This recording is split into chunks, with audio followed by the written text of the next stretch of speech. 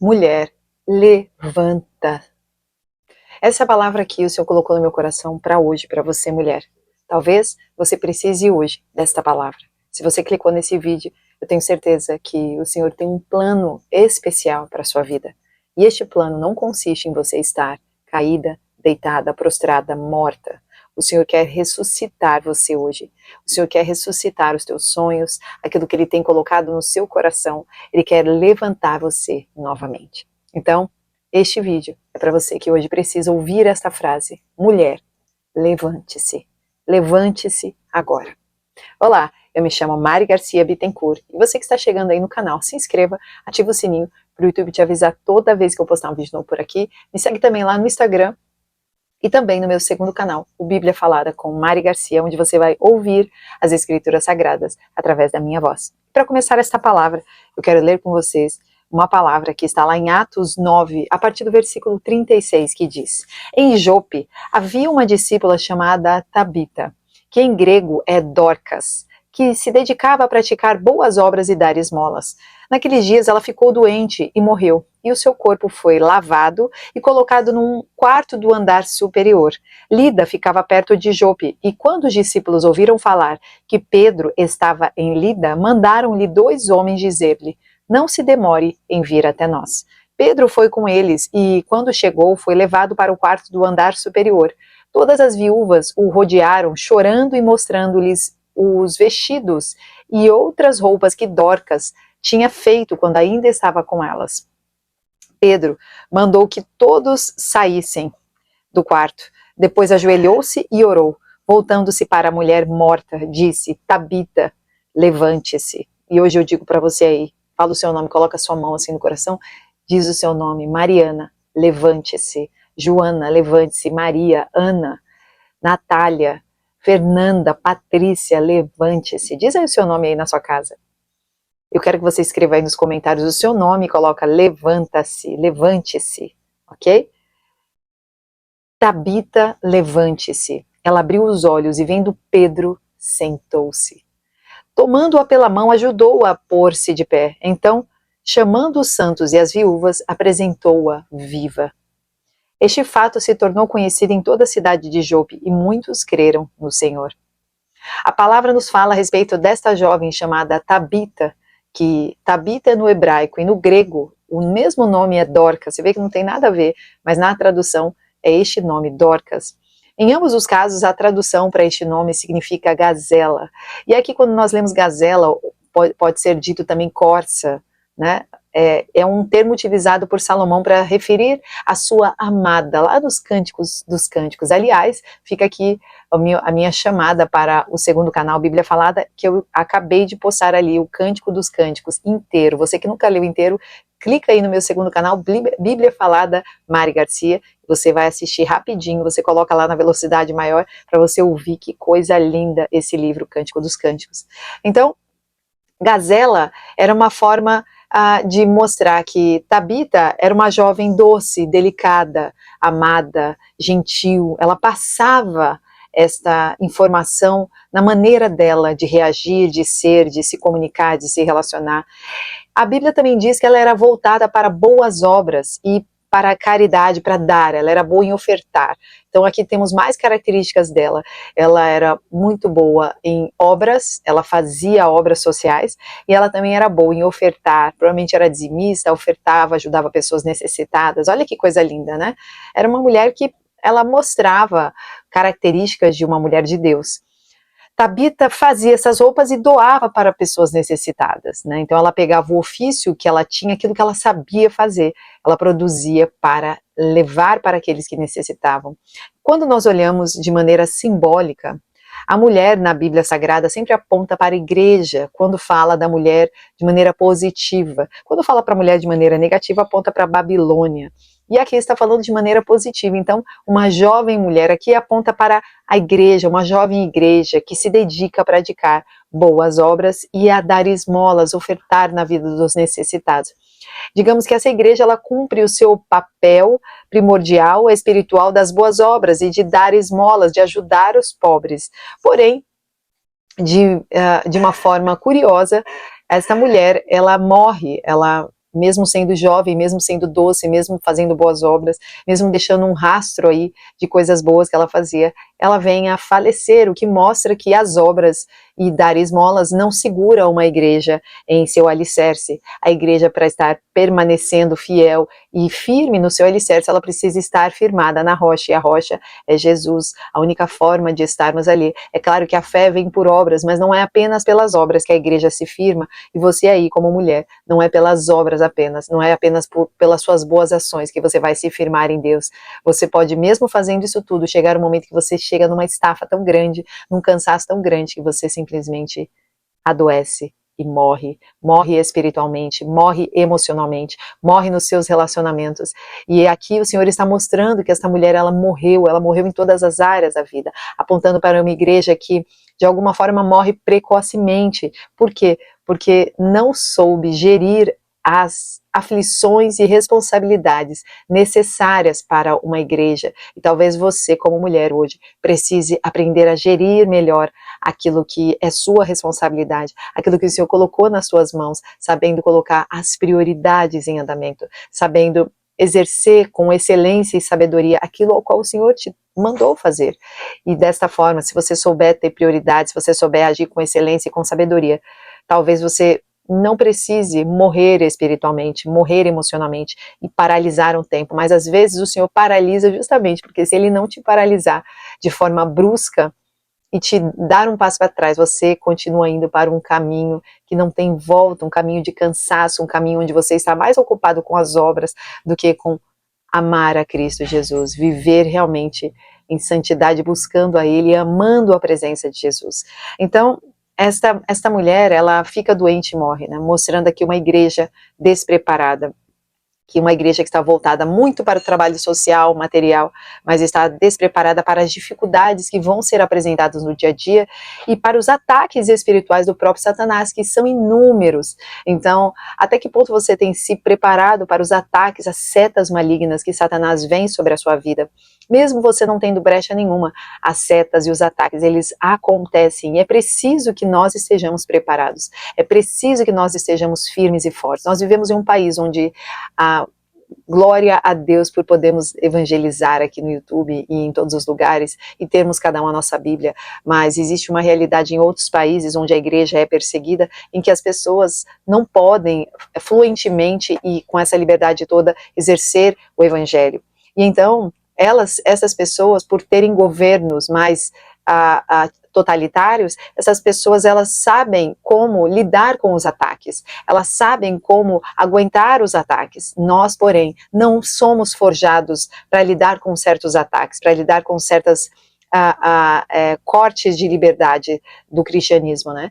E não só isso, em várias áreas da nossa vida, nós queremos agradar as pessoas, né? Muitos querem ainda agradar o mundo, querem agradar os outros para manter amizades, enquanto que em alguns outros locais, as pessoas ou elas têm a Jesus, ou elas agradam as pessoas, né? Então elas acabam precisando drasticamente, radicalmente, desagradar pessoas.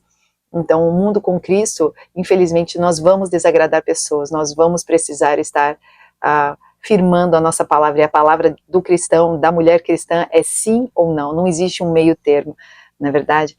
Lembre-se, nós também somos esse templo do Espírito Santo, e vamos sofrer muitos ataques por conta do coletivo da igreja, né? Por mais que nós sejamos uma pessoa só no meio do coletivo, nós somos corpo, né, dentro desta unidade. Então, isso também pode nos refletir em nós, em nossos ministérios, em nossas buscas, em nossas conquistas, porque estamos ligados ao corpo. Então, aqui, Pedro, diante dessa situação de Tabita, ele tem algumas reações, né? No versículo 38 diz, Lida ficava perto de Jope. Quando os discípulos ouviram falar que Pedro estava em Lida, mandaram-lhe 2 homens dizer-lhe, não se demore para vir até nós. Então, perceba que aqui, eles consideravam Pedro como um homem de Deus, uma figura de Deus, para evangelizar numa cidade vizinha. Não tinha uma pessoa ali, né, para evangelizar. Então, eles já entendiam que Pedro seria essa pessoa. ele não representa apenas um profeta, né, mas sim a própria palavra de Deus edificada, né? Então, será que você é essa pessoa aí no seu local de trabalho, na sua casa, na sua vizinhança, quando alguém precisa de algo, ele lembra logo de você? Lá, vamos chamar aquela pessoa, que aquela pessoa pode orar por nós, aquela pessoa pode nos ajudar aconselhando neste momento, né? Então, quando nós temos um problema real, nós precisamos buscar em primeiro lugar a Deus Todo-Poderoso, colocar o joelho no chão e clamar a Ele, que só Ele tem a resposta em inúmeras situações, a resposta boa, perfeita e agradável. Mas também, será que você tem referências aí de conselheiros? Nós, até as lideranças, né, você aí se for pastora também, ou pastores, nós precisamos de conselheiros que sejam homens e mulheres de Deus, que estejam firmados na rocha que é Jesus, não necessariamente famosos e nem com redes sociais grandes, mas que sejam pessoas íntimas de Deus, né? Então, talvez você precise de um reavivamento aí na sua vida espiritual, como Tabita estava precisando. Embora ela fizesse muitas coisas para a obra, ela precisava realmente de um renovo espiritual. Então, é um momento que ali, se não tivesse pessoas lutando por ela e dizendo assim, corra até ela, Pedro, ela talvez não pudesse ressuscitar mais. Então, talvez você hoje também possa ser essa figura de alguém que ajuda outra pessoa a se reerguer, a se levantar, né? Não só para a sua vida, mas para outra pessoa. E talvez essa pessoa esteja literalmente morta e ela precisa da urgência das suas orações, da sua mão forte e poderosa, que é através do poder de Deus que você flui para ajudar essa pessoa, né? Lá no versículo 39 diz, Pedro foi com eles e quando chegou foi levado ao quarto do andar superior. Todas as viúvas rodearam chorando, mostrando-lhes vestidos e outras roupas que Dorcas tinha feito. Quando ainda estava com elas, Pedro foi levado para este andar superior. Andar superior fala de intimidade com Deus. Intimidade com Deus. A minha igreja, a igreja que eu e meu esposo nós começamos, né, pela vontade do Senhor, na verdade a igreja do Senhor, mas o nome que o Senhor nos deu foi Lugares Altos, justamente por essa concepção de, para nos aproximarmos de Deus, precisamos ir para lugares altos, para as montanhas, para os montes, para um deserto alto, lugar onde você consegue olhar as coisas do alto, e não das coisas da mesma forma que todos estão olhando, e ali do alto você consegue, uau, não é tão drástico, não é tão grave como quando eu estou vendo lá de baixo, daqui de cima eu consigo ver muito melhor, com mais detalhes, né? Isso aconteceu também com Elias, lá em 1 Reis 17 e 19, quando ele também vai para um quarto no andar superior para salvar a vida de um jovem, né? Diz assim, dê-me seu filho, respondeu Elias. Ele o apanhou nos braços dela, né? Levou-o para o quarto de cima, onde estava hospedado, e o pôs em cima da cama. Então clamou o Senhor, Senhor meu Deus, trouxeste também a desgraça sobre esta viúva, com quem estou hospedado, fazendo morrer o seu filho? Então ele se deitou sobre o menino 3 vezes, clamou ao Senhor, o Senhor meu Deus, faze voltar a vida deste menino. O Senhor ouviu o clamor de Elias, e a vida voltou ao menino, e ele viveu. Então Elias também teve essa experiência de subir para intimidade. Você aí tem que subir para ter mais intimidade. Se você necessita de um milagre, se você necessita auxiliar alguém para se levantar, se você que está caída precisa se levantar, vá para um lugar alto, vá para um quarto superior, suba dessa situação que você está e comece a enxergar de outro nível. Ok? Para que este milagre aconteça, é necessário elevar o nível espiritual da sua fé em Deus, da sua busca, e nós conseguimos fé através da palavra de Deus. Apenas a palavra de Deus pode nos dar fé. Então, quando você toma essa atitude, as coisas podem ser reveladas de uma maneira muito mais fácil para a sua vida, e você vai ter uma ampla visão dos acontecimentos. Nesse texto, nós também vemos que as viúvas o rodeavam, né? Viúvas representam a igreja descasada, a igreja longe de Deus, a igreja que já não está mais casada com o seu noivo, né? Ver essa separação nos mostra também ali para Pedro com o que ele estava lidando, né? E talvez você entre em situações onde você vai erguer alguém e surjam outras pessoas ao redor que estão completamente desligadas de Deus, estão completamente descasadas, e cabe a você ter sabedoria, cabe a você que está ao lado destas pessoas, poder ajudá-las também a irem para um outro nível, né? E você pode, neste quarto superior, avaliar muito melhor as pessoas que estão te cercando, as pessoas que estão ao seu redor. Então aqui as viúvas estão mostrando para Pedro os vestidos e as roupas feitas por Tabita para ser doados, né? E elas mostravam as suas obras, mas ninguém falava a respeito da sua fé de Tabita, a respeito da fé de Dorcas, né? Dorcas ou Tabita. Ninguém falava qual era a sua índole no mundo espiritual. Falava sobre o que ela fazia visualmente, né? Então as obras de Tabita foram insuficientes para evitar a sua morte, porém foram o bastante para que ela fosse lembrada, mesmo depois da sua morte. Será que o que você tem feito hoje é o bastante para você ser lembrado após a sua morte, após a sua saída? Ela fez falta, ela era necessária. E você? Tem feito falta onde você não está? Para falta, se você hoje for embora daí? Pense nisso. Faça falta nos lugares que você vai. E lá no versículo 40, diz assim, Pedro mandou que todos saíssem do quarto. Às vezes é necessário que você peça para que todos saiam, para que você tenha um real tempo com Deus. Precisamos de um tempo com Deus, de orar, e para realmente ver o milagre acontecer na nossa vida e na vida daqueles ao qual você tem orado. E depois, o texto continua dizendo, depois ajoelhou-se e orou. O ajoelhar significa súplica. Às vezes não basta apenas orar, precisamos suplicar. Salmo 6:9, o Senhor já ouviu a minha súplica, o Senhor aceitará a minha oração. Declara isso aí na sua casa. Então você precisa fazer com fé, fazer com insistência. Então, voltando lá para aquela mulher morta, quando Pedro diz, Tabita, levanta-te, a Bíblia diz que ela não se levanta rapidamente, que ela senta, né?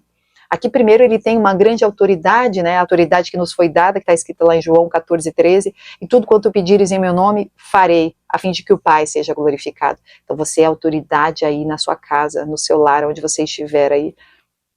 E um dos grandes problemas do cristão é não aceitar essa autoridade, não agarrar ela com todas as forças e crer, eu tenho autoridade em Cristo Jesus, né? E ela abre os olhos e ela senta na cama. Tabita revive, né? Mas ela também entra em um processo de reavivamento e crescimento espiritual novamente, porque ela não levanta de uma vez por todas, ela senta. Às vezes precisamos sentar primeiro, precisamos de etapas nesse processo de reerguer.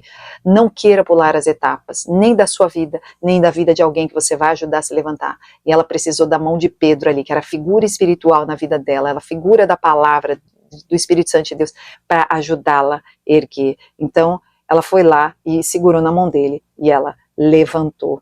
Então, perceba, ela estava naquele estado de morte, né? Então, Pedro estende esta mão para ajudá-la a sair desse estado de morte.